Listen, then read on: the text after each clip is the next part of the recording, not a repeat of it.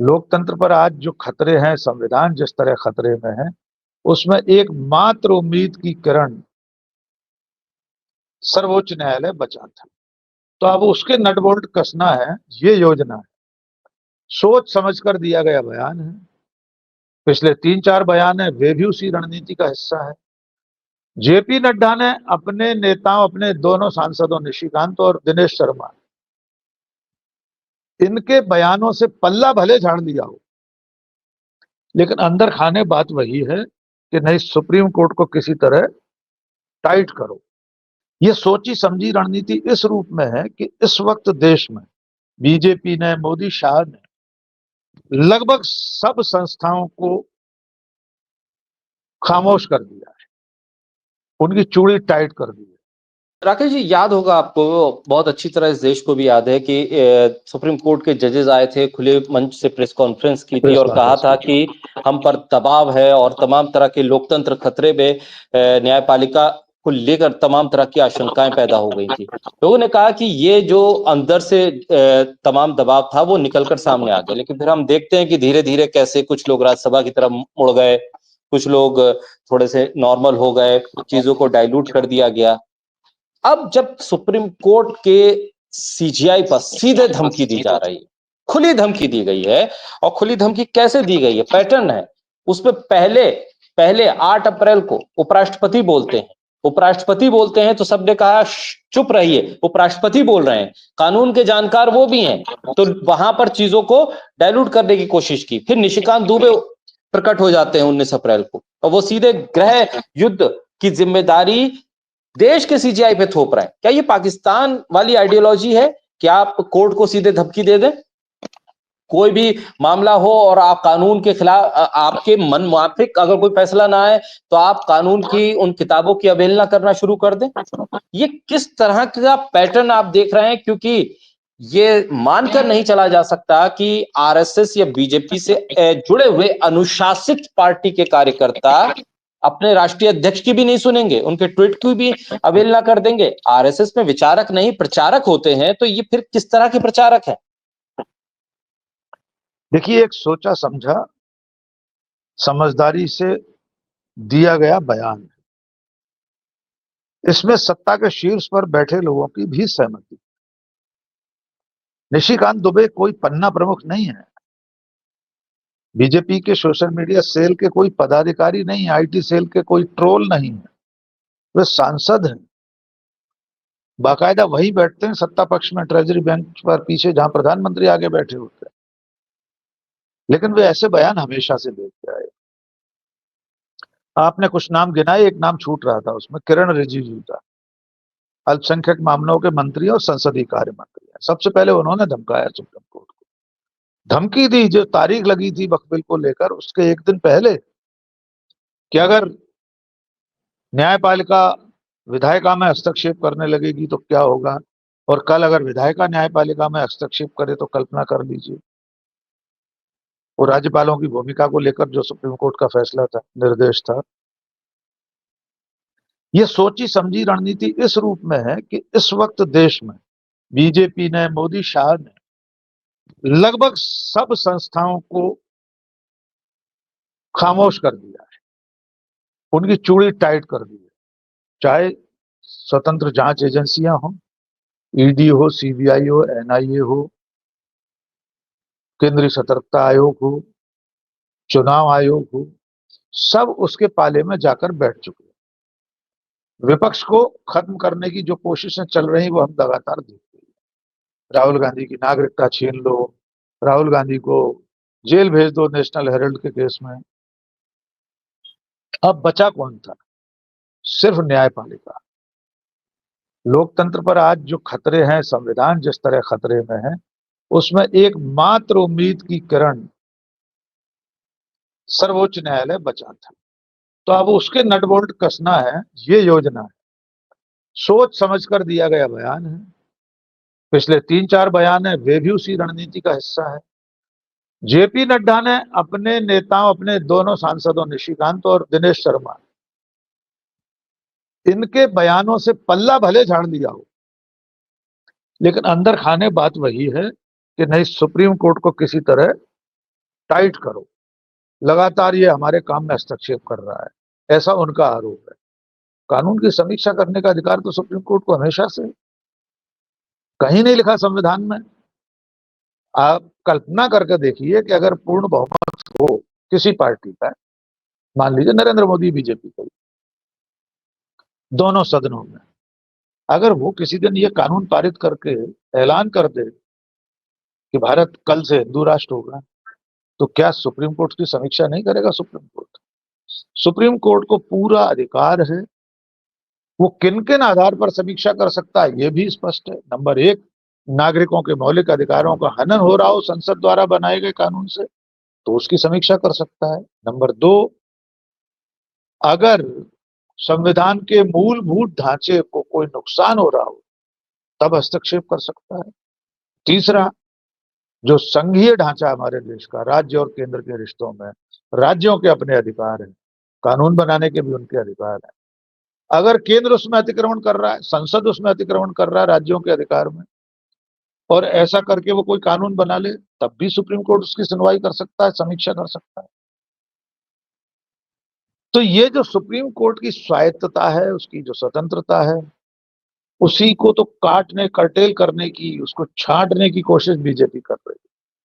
वरना कोई कारण नहीं, आज तीसरा दिन है, प्रधानमंत्री नरेंद्र मोदी एक लाइन का ट्वीट कर देते कि सुप्रीम कोर्ट की अवमानना बर्दाश्त नहीं की जाएगी। जेपी नड्डा की कौन सुन रहा है? जेपी नड्डा के खिलाफ तो अभियान शुरू हो गया शाकिर। पूरा बीजेपी का अंधभक्तों का जो हमला है, उनकी जो ट्रोल आर्मी है, वो जेपी नड्डा को घर आ रही है कि तुमने तो नूपुर शर्मा के मामले में भी यही किया था, एक और किसी मामले का जिक्र करते, और अब निशिकांत दुबे को पार्टी खामोश करने की कोशिश कर रही है, आपने उसका साथ छोड़ दिया। ऐसे ऐसे ट्वीट आ रहे हैं, आप सोच नहीं सकते। लाखों फॉलोअर वाली ट्विटर हैंडल है, कट्टर बीजेपी समर्थक, कट्टर मोदी समर्थक, वे जगत प्रकाश नड्डा बीजेपी के राष्ट्रीय अध्यक्ष को गालियां दे रहे हैं क्योंकि उन्होंने निशिकांत दुबे के बयान से पार्टी को अलग कर लिया।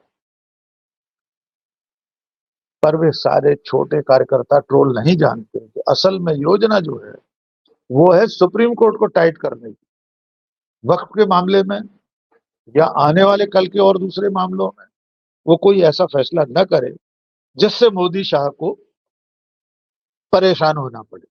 तो मैं इससे कोई फौरी तौर पर दिया गया बयान नहीं मानता। मैं मानता हूं ये सोची समझी रणनीति है, पर उनके बयान को सत्ता के शीर्ष से सहमति और समर्थन प्राप्त है। जी।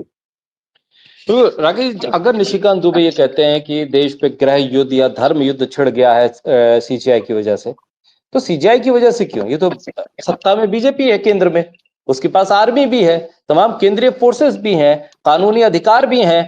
कहां गृह युद्ध छिड़ा है? कहां धर्म युद्ध छिड़ा है? कमजोरी आपकी है इसका मतलब? अगर छिड़ गया है निशिकांत दुबे को, वो दिखाई दे रहा है किसी टेलीस्कोप से, बाइस्कोप से, तो फिर उस टेलीस्कोप या बाइस्कोप को प्रधानमंत्री के पास ले जाकर उन्हें भी दिखाइए और बताइए कि आपके प्रधानमंत्री हैं और आपके रहते देश पे गृह युद्ध छिड़ गया है, आप रोक नहीं पा रहे हैं।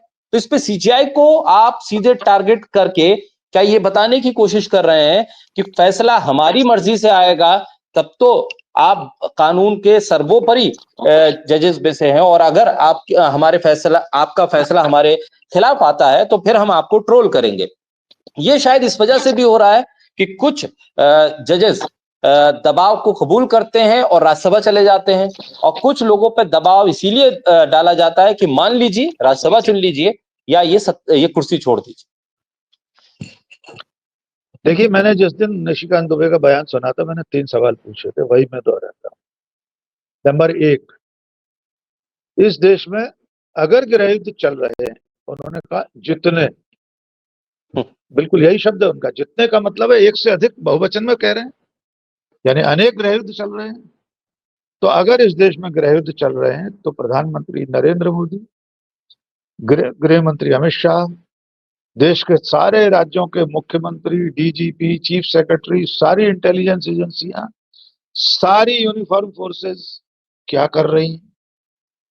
गृह युद्ध रोकने के लिए कौन सी कोशिश अभी तक अमित शाह ने और नरेंद्र मोदी ने की है? ये किसकी फेल्योर है, नाकामयाबी?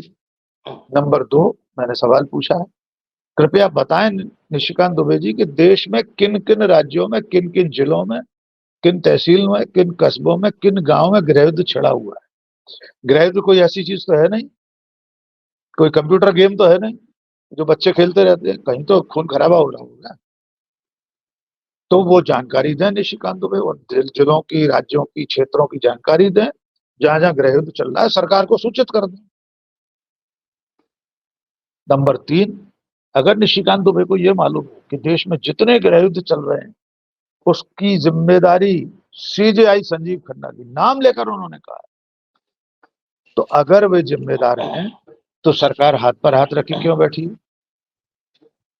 देश में चल रहे इतने गृहयुद्धों के लिए संजीव खन्ना नाम के एक सज्जन आरोपी है, सत्ताधारी पार्टी के सांसद के पास पुख्ता जानकारी है, तो उसकी जानकारी के आधार पर आरोपी के खिलाफ एफआईआर क्यों नहीं हो रही?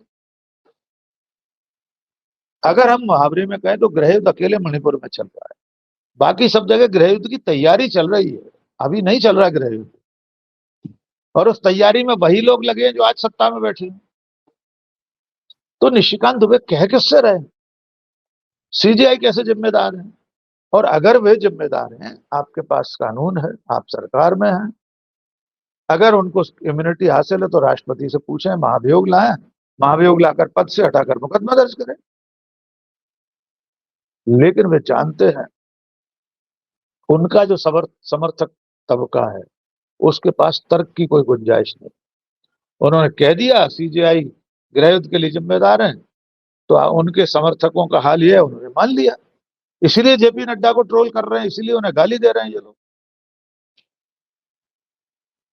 मेरा स्पष्ट मानना यह है कि ये सारी चीजें जानबूझकर की जा रही है, वरना कोई सांसद ये कह ही नहीं सकता कि देश में गृहयुद्ध चल रहे हैं और सीजीआई उसके लिए जिम्मेदार है। आजाद भारत में आज तक सीजीआई पर ऐसा आरोप किसी ने नहीं लगाया। असहमतियां रही हैं, सुप्रीम कोर्ट के फैसलों की आलोचना, निंदा भी हुई है, कोई अपराध नहीं है कानून में। लेकिन इतना गंभीर, इतना भयानक आरोप, वो भी सत्ताधारी पार्टी के सांसद की ओर से, आश्चर्य की पराकाष्ठा है। जी राकेश जी, पूर्व चुनाव आयुक्त, मुख्य चुनाव आयुक्त डीवाई कुरैशी को लेकर जिस तरह के शब्दों का इस्तेमाल किया निशिकांत दुबे ने, क्या इसको भी इग्नोर करेंगे प्रधानमंत्री? एक तरफ तो कहते हैं कि मुसलमानों को पंचर जोड़ने पे कांग्रेस ने लगा दिया, अगर इस्तेमाल होता तो ना जाने मुसलमान कहां कहां पहुंचे होते वक्त की प्रॉपर्टी का। अब एक मुसलमान चुनाव आयुक्त की कुर्सी तक पहुंचा, आप उसके मान सम्मान की रक्षा नहीं कर पा रहे हैं, आप उसके मान सम्मान को ठेस पहुंचाने वाले को ये भी नहीं कह पा रहे कि चुप हो जाओ, तुम कह किससे रहे हो। ये किस तरह का बयान है? क्यों डीवाई कुरैशी को, एसवाई कुरैशी को लेकर इतना आग बबूला हो गए निशिकांत दुबे? क्या ये वही रमेश हुदुड़ी वाला पैटर्न है जो उन्होंने दानिश अली को लेकर कहा था? क्या वही एक सीक्वेंस है, वही मानसिकता है? देखिए, निश्चित तौर पर बीजेपी हिंदू मुस्लिम राजनीति के सिवा और कुछ जानती ही नहीं है। इसलिए कितने प्रतिष्ठित मुख्य चुनाव आयुक्त रह चुके व्यक्ति के बारे में ये कहना कि वो मुस्लिम आयुक्त थे, इससे ज्यादा अपमानजनक बात और कोई हो नहीं सकती। प्रधानमंत्री ईद के समय पर, ईद के मौके पर सौगाते ईद बांटे, सौगाते मोदी बांटे, और उनके ही पार्टी का सांसद इतने बड़े पद पर रह चुके, संवैधानिक पद पर रह चुके व्यक्ति को मुस्लिम आयुक्त कहे, यानी सिवाय हिंदू मुस्लिम राजनीति को गरमाए रखने के अलावा ये और कुछ नहीं है। औरंगजेब का मुद्दा ठंडा हो गया, दूसरा कोई मुद्दा चल नहीं पा रहा, तो अब उन्होंने एक नौकरशाह को ढूंढ लिया, उस पर आरोप लगाने लगे। जब उनके नेतृत्व में चुनाव हो रहे थे, जब वे चुनाव आयुक्त थे, तब क्यों नहीं बोली भी भारतीय जनता पार्टी? सिर्फ किसी नाम के बहाने, मुस्लिम नाम के बहाने अपनी नफरत की राजनीति को चमकाने की कोशिश के सिवा निशिकांत दुबे और कुछ नहीं कर रहे। हाँ, अगर उनके आरोपों में कोई ऐसी तथ्यात्मक बात होती कि एसवाई कुरैशी ने पद पर रहते हुए कोई ऐसा काम किया है तो आप उसी समय कहते, उसी समय रोकते टोकते। सिर्फ मुसलमान है इसलिए तो गाली नहीं दे सकते आप। ये सिर्फ हिंदू मुस्लिम राजनीति को गरमाए रखने की कोशिश है, इसके सिवा कुछ नहीं। राकेश जी, आखिर में एक सवाल ये कि बयान दिया निशिकांत दुबे ने सुप्रीम कोर्ट के खिलाफ अब तक का सबसे विवादास्पद, सबसे शर्मनाक बयान दिया। पूर्व मुख्य चुनाव आयोग की सीधे तौर पर इतने बड़े प्लेटफॉर्म पर अवमानना की है, मानहानि की है, लेकिन ना पूर्व चुनाव आयुक्त और ना ही सुप्रीम कोर्ट ने इस मामले में सुमोटो कोई संज्ञान लिया, ना ही अवमानना का कोई मामला अब तक, ना एफआईआर अब तक। क्यों आखिर खामोशी हो जाती है इस तरह के बयानों पर? क्या ये हौसला अफजाई नहीं होती ऐसे लोगों की? क्या इन लोगों को मोटिवेशन नहीं मिलता कि आप बयान देते रहिए, कुछ नहीं होगा, लोग ये कहते रहेंगे अरे ये तो एफआईआर क्या, ये लोग तो ट्वीट भी नहीं कर सकते, नाम लेकर ट्वीट भी नहीं कर सकते। क्या इस पर सीरियसली कुरैशी साहब को भी और सुप्रीम कोर्ट को भी संज्ञान लेना चाहिए? देखिए, सबसे पहले तो सुप्रीम कोर्ट को ही लेना चाहिए। कुरैशी साहब तो अब रिटायर हो गए। वे जानते हैं मुसलमानों को लेकर बीजेपी के नेताओं की क्या सोच है, कैसी सोच है। यद्यपि उन्हें भी जाना चाहिए, अगर इतना बड़ा आरोप उन पर लगाया है, उनकी मानहानि हुई है, उन्हें भी मानहानि का मुकदमा करना चाहिए। उसके लिए तो उन्हें किसी की अटॉर्नी जनरल या सॉलिसिटर जनरल की परमिशन नहीं चाहिए। सुप्रीम कोर्ट की अवमानना के मामले में कानून है, कंटेम्प्ट ऑफ कोर्ट एक्ट, उसके अंतर्गत आपको या तो अटॉर्नी जनरल से या सॉलिसिटर जनरल से अनुमति लेना पड़ेगी, तब सुप्रीम कोर्ट की अवमानना का केस चलेगा। आज जस्टिस गवई ने यही कहा है कि हमारे पास आने की जरूरत नहीं है, आप तो अटॉर्नी जनरल के पास जाइए। लेकिन असल में होता यह है कि जब जब सत्ताधारी पार्टी के लोग, नेता इस तरह के बयान देते हैं, तब तब समाज का बाकी तबका खामोश रह जाता है। इन्हें माकूल और मुंहतोड़ जवाब मिलना चाहिए कानूनी माध्यम से। अगर सुप्रीम कोर्ट के चीफ जस्टिस इतने गंभीर और आपत्तिजनक बयान के बावजूद खामोश रह जाते हैं, कोई मुकदमा अपनी तरफ से कंटेम्प्ट का दर्ज नहीं कराते, सजा नहीं कराते निशिकांत दुबे को, तो ये माना जाएगा कि सुप्रीम कोर्ट का जमीर भी मर चुका है। अगर उनका जमीर जिंदा है तो उन्हें इस पर सुओ मोटो स्वतः ही मुकदमा दर्ज कर लेना चाहिए था कंटेम्प्ट का। इन याचिकाओं की भी जरूरत नहीं थी। और सबसे आखिर में, सबसे अंत में, सबसे महत्वपूर्ण बात, ये सब चीजें इसलिए हो रही हैं कि देश के मुखिया कभी भी इन चीजों के खिलाफ नहीं बोलते, वे इन्हें रोकने की कोशिश नहीं करते। एक बार वे कड़क होकर अगर कह दें, एकदम कड़ाई से कह दें कि मैं नरेंद्र मोदी भारत का प्रधानमंत्री इस तरह की हिंदू मुस्लिम नफरत वाले भाषणों को स्वीकार नहीं करूंगा, फिर देखते हैं निशिकांत दुबे कैसे कह देते हैं एसवाई कुरैशी को मुस्लिम आयुक्त। नहीं कह पाएंगे। लेकिन चूंकि गंगोत्री से गंगा बह रही है, तो नीचे बाकी लोगों को क्या दोष देगा। बहुत शुक्रिया राकेश जी, बोलता हिंदुस्तान को समय देने के लिए, हमारे साथ चर्चा करने के लिए बहुत शुक्रिया।